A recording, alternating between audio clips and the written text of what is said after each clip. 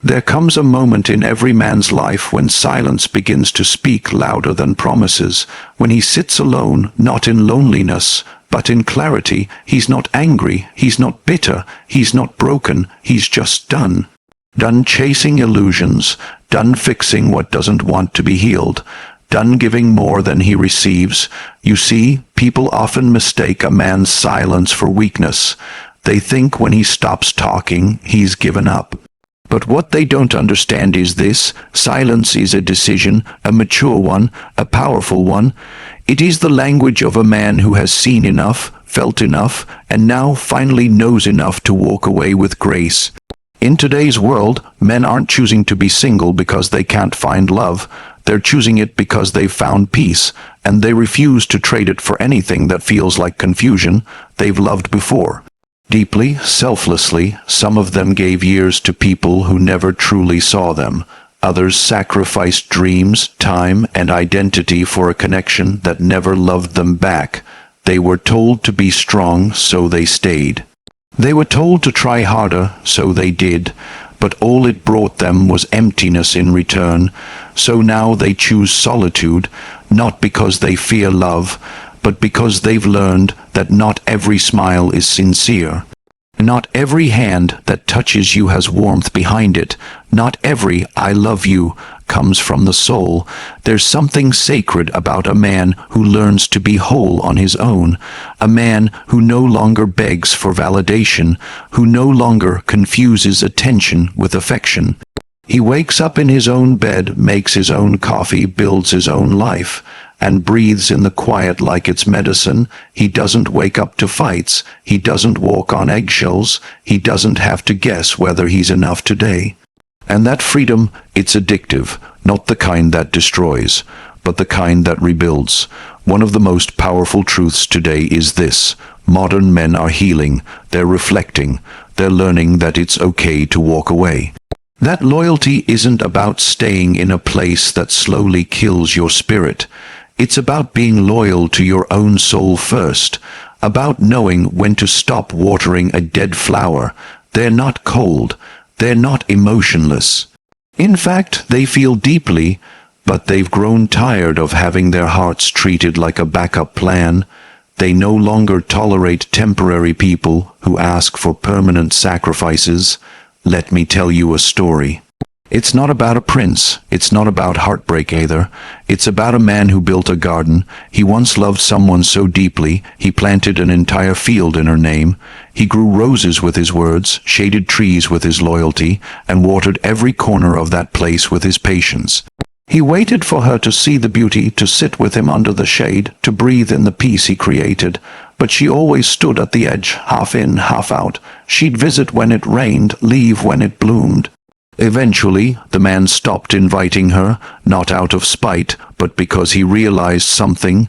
His garden was never meant to convince anyone.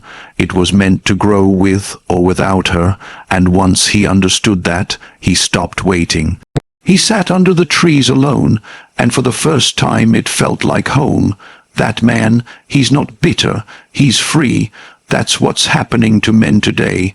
They're not shutting down, they're waking up. They're realizing that peace is louder than love that comes with pain. That a peaceful mind is worth more than 1,000 butterflies. That they'd rather sleep alone than cry beside someone who makes them feel lonely even when present. They've stopped trying to fit into a mold that never belonged to them. The idea that a man's worth depends on whether or not he's chosen by someone else, that illusion is fading. He chooses himself now, and in that choice, he becomes unshakable. He learns that love without peace is chaos. That attraction without respect is a trap. That being wanted is not the same as being valued. And so, he spends time with himself, not because he's hiding, but because he's investing in his thoughts, in his purpose, in his healing. He learns to love his own company, to take long walks without anyone by his side, to make dinner without needing an audience, to laugh without a second voice, to cry and wipe his own tears, not because no one else will, but because he knows he's capable. He doesn't avoid relationships. He just refuses to lose himself in them anymore. He's not jaded. He just finally understands that not every connection is worth his peace. Not every moment shared is worth the emotional cost. He observes, he listens more, he reacts less, he doesn't chase, he attracts, and when someone enters his life now, they must come with calm, with truth, with authenticity, or not at all. This man, the one who chooses to be single today, is often misunderstood. People assume he's too picky, too cold, too damaged, but in reality, he's just evolved. He doesn't see a relationship as a prize anymore. He sees it as a partnership, a sacred space, and if it's not built on mutual respect, trust, and freedom, he's not interested. Because he's not looking for a piece to complete him. He is already whole.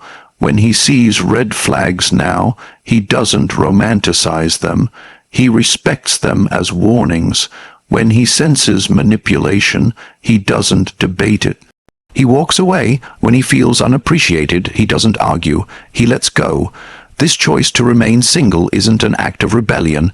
It's not fear, it's wisdom. A wisdom born from pain, rebirth, and deep reflection.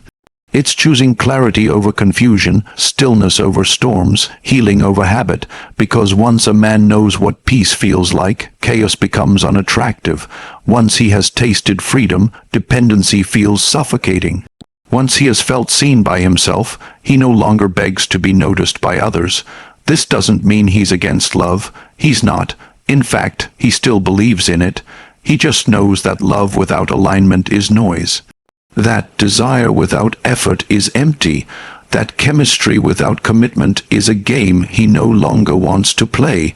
He'll still open his heart, just not to anyone who knocks. He guards it now, not with walls, but with wisdom. With the understanding that not everyone deserves a seat at his table just because they're hungry. Some must first bring their own peace, their own honesty, their own growth, and if none come, he's okay. Because he's finally realized being alone and at peace is infinitely better than being together and in pieces. So why are men today choosing to stay single? Because they're healing generations of silence. They're unlearning the belief that their value lies in sacrifice. They're walking away from roles that never honored them. They're choosing not to settle, not out of arrogance, but out of self-respect. They'd rather grow old alone than die slowly in a one-sided love. They'd rather wait for a soul connection than rush into surface-level lust. They'd rather protect their energy than give it away to those who drain them. They're choosing solitude over performance, depth over drama, truth over attraction. They're building lives that don't revolve around being chosen, but around choosing themselves, because finally they've understood you don't need to be in love to be whole. You don't need to be desired to feel worthy. You don't need to be needed to feel strong. All you need is a peaceful heart, a focused mind, and the courage to walk alone when the path demands it. And when love does come, if it comes, it will not be a rescue. It will be a reunion, a meeting of two complete souls, walking together not out of need but out of choice. Until then, they walk alone with purpose, with pride, with peace, because they're not running from love. They're just done running from themselves.